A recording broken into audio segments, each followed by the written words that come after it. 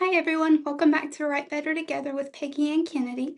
And joining us today for Writer Wednesday is my lovely friend Bella Saunders. Hi. She's a classmate of mine and she also works with me in the Writing Center. So yeah, today we will be talking about her life and her writing process. So Bella, first would you mind telling us a little bit about what you're doing at TU, if you're getting a master's or PhD, all Yeah. that good stuff? Yeah. So I'm a first year PhD student. I'm going to get my master's first, so it's a 5-year track, and I should graduate ideally May 2030. We'll see. That Awesome. feels very far off, but That's cool. What's your field of study? I know you're English, obviously, but I'd like to find the intersection between English and psychology because those were my two majors in undergrad, and so I really love to see how they intersect with each other and interact with each other. how do they intersect and interact, if you don't mind me Yeah, asking? I mean, I found it so much fun to be able to use my psych and neuroscience knowledge to kind of talk about certain phenomena in books and authors. And then in my psych classes, I would often reference literature and talk about literature and how reading fiction can increase our empathy, things like that. That's really fascinating. Thank Yeah. you. So, if you don't mind me asking, you've mentioned before that you have something called aphantasia. Would you mind telling us a little bit about that? Yeah, for sure. So aphantasia quite literally means that I don't have an imagination. I can't picture things in my head. When I close my eyes, it's totally blank. There are no voluntary mental images. It affects somewhere between 1 and 4% of the population to varying degrees. Some people can see really subtle images when they close their eyes or have really vivid dreams. I don't, which is totally okay. It was found out or slash named in about 2010 to 2015, and so now there have been some studies coming out of just kind of how it works, why it works, things like that. That's really fascinating. I did a little bit of research on it, and that it's not a disability or anything like that. It's just the difference in how people's minds work. Yeah, I just think that's so interesting. But yeah. And so some people at the opposite end of the spectrum have incredibly vivid imaginations where it's so powerful, it's essentially real life. And I mean, that sounds really cool. I'm sure that it also has its own problems. I have some friends with it, but cool. yeah, I mean, I think that it's just such a spectrum. Do you mind if I ask how you write with them with having an Yeah, aphantasia? no, absolutely. So I find it really hard to do any kind of 100% original creative writing. I That's just not really something that I found myself capable of, and that's totally okay. But people with aphantasia are typically really good with semantic information as opposed to like autobiographical information. And so I will sometimes remember something that I had read or seen years ago, and it just kind of piques my interest in terms of what I'm studying now. And so then I can find a way to connect them, which I think is really fun. And so I think audibly I have voices in my head. And if I kind of know where I want to start and where I want to end, I can talk to myself and make that argument piece by piece until it kind of connects together and it works. And so then that's usually how I write my papers, is I'll honestly pace around my house or my apartment, wherever, um, talking to myself until I can make it make sense. Okay. Yeah. I know I've seen you write notes in your books arguing against the author. I Yeah. love that. Yeah. I mean, I have to kind of get it out as soon as I think about it because I don't know if I'll ever be able to think that thought again. So I have whiteboards everywhere and really extensive Google documents. Yeah, my books are very marked up. Yeah, I have a lot of brain fog and all, and I forget just about everything too. So I have to every time I think of something at 3 a.m. I have to write it down in my notes Yeah. before I forget. You know, I'll text myself. I'll do whatever I have to do. Exactly. That's really smart. So, you've talked a little bit about your writing process for scholarly papers, which I find fascinating. You've mentioned before too that you really like to journal. Yeah. Yeah. So I started journaling about 2019. Um, Originally, for the first 2 years, I think it was just the notes app on my phone, and then I got a different app. And it's been almost every single night since then, pretty consistently. And I've just found that it's a wonderful time capsule for me to actually be able to remember what I do each day. Because, like I said, people with aphantasia find autobiographical memories a little bit difficult, right? Because I can't hold it and capture it and kind of relive it the same way that somebody with an imagination would be able to do. And so, if I can go back and kind of read through my thoughts of the day and what happened and what I experienced, then that helps me hold on to that part of the past. Hmm, that's a good way of doing that. Yeah. Yeah, I like that's journaling's good for anyone too, and I think that that's a really good challenge for our viewers too. Just to journal even a sentence each night. Yeah. It helps you to kind of, I don't know, work through the day. Exactly. Yeah. And you know, I find that it helps empty my thoughts in my brain before I go to sleep, and so that I'm not ruminating over anything. And it's just there. And I mean, I think it helps me remember the really good times. And also I can look at it and say, well, that was a really bad day, but I survived it and I made it through and everything's okay. I wish I'd done that more when I was in the Navy. I really didn't. I thought about it sometimes, but I was mostly just too tired at the end of the day. And plus, for most every day was a bad day, and I was like, I don't want to ever remember this. But Yeah, yeah, I definitely feel that. I mean, there was a period for about a year when I would only do it once every other day, if that, just because I was always so exhausted and it was just not a good time. And so now with this specific app that I'm using, it's called Journal It. Every night at 8:30, it'll give me a past entry where you know, it's like this was 6 months ago, a year ago, whatever. And so now they're kind of showing up where it's blank, which I think is a little bit funny. And because it is the last thing that I do every night, sometimes it is absolute gibberish that has nothing to do with reality.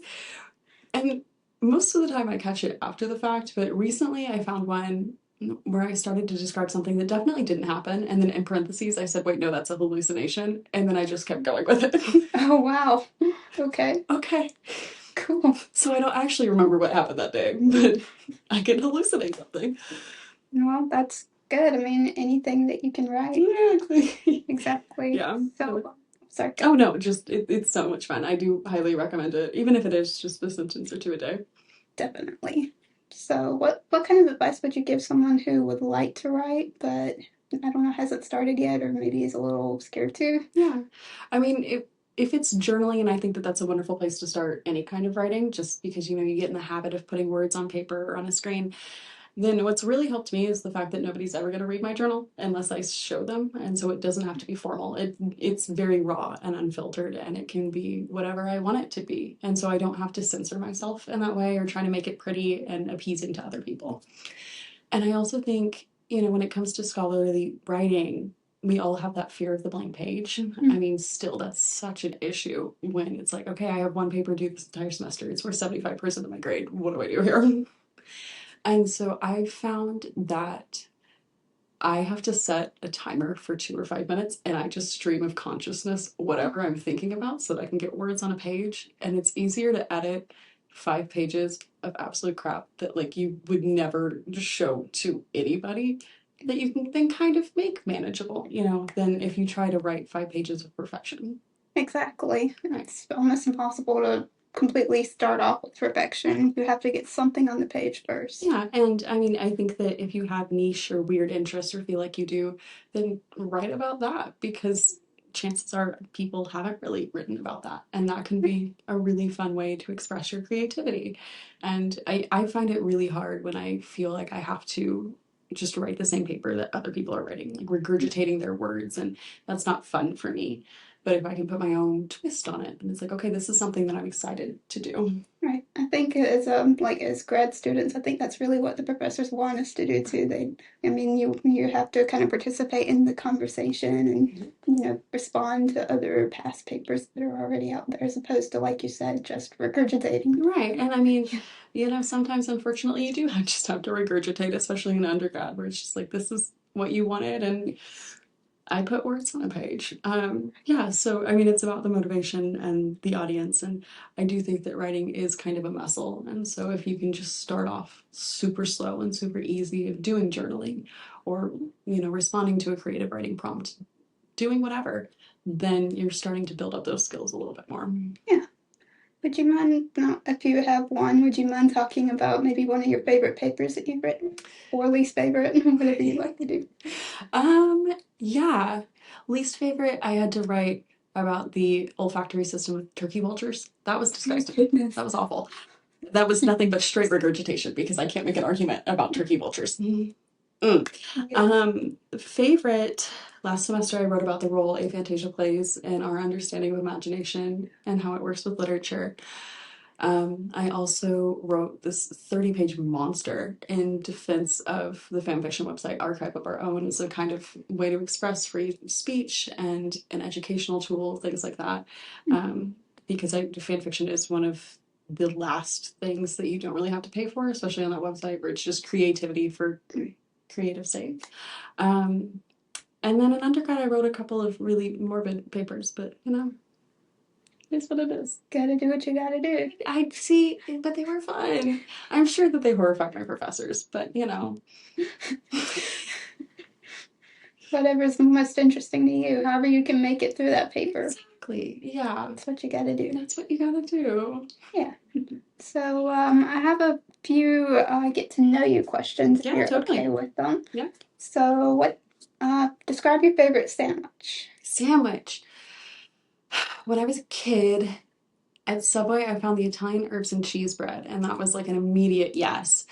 And then for some reason, turkey and pepperoni toasted with nothing else on it, that has been my go-to order. I'm 23, so it's been 15 years, maybe longer. That is the only thing that I will order at Subway. Ooh, that does sound good. Yeah. Turkey and pepperoni. Toasted. It's wonderful. It's delightful. Awesome. Yeah. My brother's favorite sandwich, this is also horrifying. He also gets the Italian herbs and cheese, but he gets steak and pickles on it. Oh my goodness. It is so much better tasting than you would think, but I can't imagine actually walking up and ordering that because. So I don't know if I've told you this or not, but I have POTS, and it's basically low blood volume, low blood pressure, and I have to have a lot of salt. And apparently pickles are really, really good for that. And so I'll see a lot of POTS memes where people make fun of pickles and they'll just show pickle towers and sandwiches with nothing but pickles on them. But sadly, I also have gastroparesis, which means I can't eat pickles or anything difficult to digest. But Yeah. that does sound really good. Yeah, he was a young boy, and now he's a teenage boy, and so that is something that a teenage boy would order, I think. That's really cool. Yeah. So what's a character from a book, movie, or TV show that you're most like and why? Oh, okay. So on Cheers, because I know that we've talked about this. Cheers! Where everybody knows your name. Exactly. Lilith Sterling Crane is actually the reason why I became a psych major. Oh, wow. Yeah, and so I think. Oh yeah, we kind of look alike, and I love Phoebe Newirth so much. She's actually also the reason why I started watching Cheers and Frasier. But I mean, yeah, she's such a wonderful character, and I do really admire how self-assured she is most of the time. I mean, they had to throw in a few episodes where she was incredibly insecure, but yeah, I anytime I struggled with AP psychology or my psych major, I would go back and rewatch those episodes. It's like, okay, she's the reason why, and I can keep going. I love that. That's really cool. I do love that show. It's so good. It is. So, if you could be the best at anything in the world besides like writing or whatnot, what would it be? Best at anything? I don't know.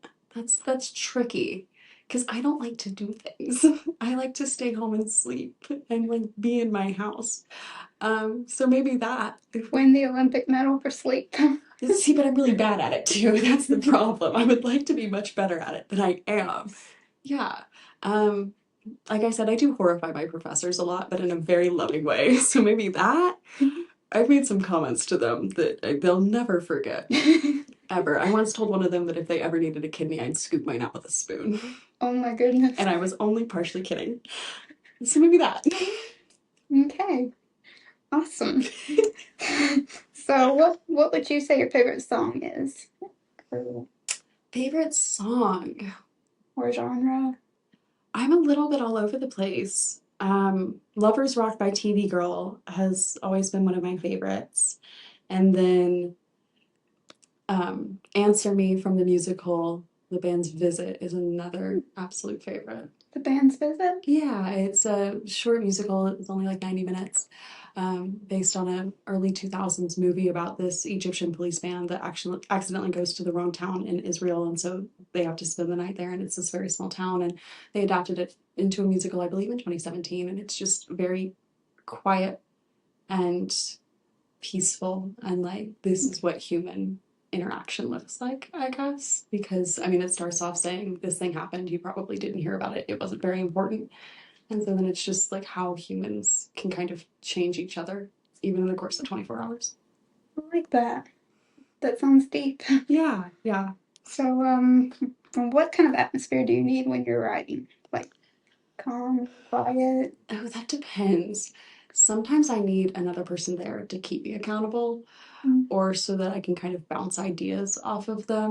And yeah, it works really well when they're another English major because they also get it, like they get the flow and then the break of the flow and having to have somebody help redirect you, I guess. I prefer to be in my own space. So in college, that would be in my apartment. Here, it's my room where I can kind of sprawl out and I can pace and talk to myself if I need to without looking like an absolutely crazy person. Then I have my whiteboards and things like that. So I guess calm, yeah, calm's probably the right answer for that. Definitely. I have to have basically complete quiet, maybe an ambient video or something, Yeah. some classical music playing. Yeah, the big light can't be on. Yes. And yeah, exactly. I can't hear anybody if I don't want anybody else around me. There can be no other signs of No life. distractions. No. Right. No. Unfortunately, my office now has all of my books and all of my bookshelves, so I can distract myself. It sounds great. This wasn't on my list, but I'm just curious, personally, what would be your favorite book that we've read this semester so far? Book that we've read this semester so far. Oh, anything that you've read? I know that we're not in all the same classes. no, that's so good.